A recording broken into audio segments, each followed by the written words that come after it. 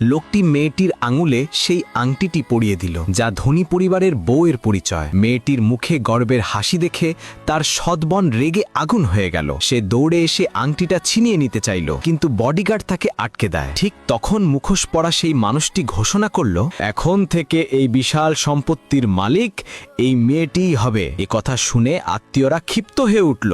তারা বলল, এই লোকের কোনো অধিকার নেই এত বড় বংশের প্রতিনিধি হওয়ার। কিন্তু মানুষটি কিছু বলেনি, শুধু ইশারা করতেই বডিগার্ডরা সবাইকে বাইরে ফেলে দেয়। কেউ জানতো না সেই মুখোশধারী লোকটাই আসলে ওই ধনী পরিবারের প্রকৃত মালিক। এর একদিন আগে মেয়েটির বাবা তাকে বলেছিলেন যে তাকে তার সৎ বোনের বদলে বিয়ে করতে হবে। সৎ বোন রাজি হয়নি, কারণ সে শুনেছিল ওই উত্তরাধিকারী গুরুতর অসুস্থ। কিন্তু সহজ সরল খেতে ভালোবাসা মেয়েটি ভেবেছিল এত বড় বাড়িতে গেলে নিশ্চয়ই অনেক সুস্বাদু খাবার পাবো, তাই সে রাজি হয়ে যায়।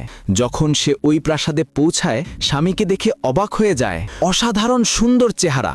তার মনে হলো এই মানুষটা যেন বেঁচে থাকে সবসময়। কিন্তু ঠিক পরের মুহূর্তে তার পেট খিদে গর্জন শুরু করে। সে টেবিলে রাখা একটা আপেলের দিকে হাত বাড়ায়, যা আসলে তার স্বামীর জন্য উৎসর্গ করা ছিল। হঠাৎ এক বড় হাত তার হাত চেপে ধরে। উপর তাকাতেই সে চিৎকার করে ওঠে। স্বামীর উপর রেগে বলে, আপনি তো একদম কৃপণ, একটা আপেলের জন্য ভূত হয়ে আমাকে ভয় দেখাতে এলেন। লোকটি হেসে বলে, এত ভীরু হয়েও আমার সঙ্গে বিয়ে করার সাহস পেলে কিভাবে?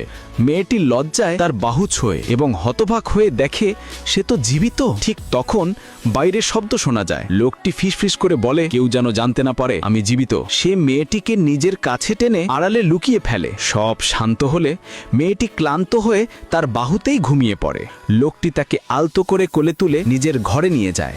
অর্ধনিদ্রায় মেয়েটি বলে, আমাকে কোথায় নিচ্ছেন? সে হেসে বলে, ভগবানের কাছে। মেয়েটি নিষ্পাপভাবে বলে, তাহলে একটা ইচ্ছা করতে পারি? সে বলে, শুধু একটা? মেয়েটি হাসি দিয়ে বলে, আমি একটা মিষ্টি পেস্ট্রি খেতে চাই। সে হেসে তার ইচ্ছা পূরণ করে। মেয়েটিকে সুখে খেতে দেখে তার হৃদয় গলে যায়। ছলনা আর বিশ্বাসঘাতকতায় ভরা জীবনে সে প্রথমবার শান্তি অনুভব করে। সে মেয়েটির আঙুলে আবার সেই ধনী পরিবারের প্রতীক আংটি পরিয়ে দেয়। কিন্তু মেয়েটি তখনও মিষ্টির স্বাদে হারিয়ে আছে। ঠিক তখন তার পরিবার প্রাসাদে এসে হাজির হয়। পিতার আগে ফেটে পড়েন আর সৎমা চিৎকার করে মেয়েটিকে থাপ্পড় মারে।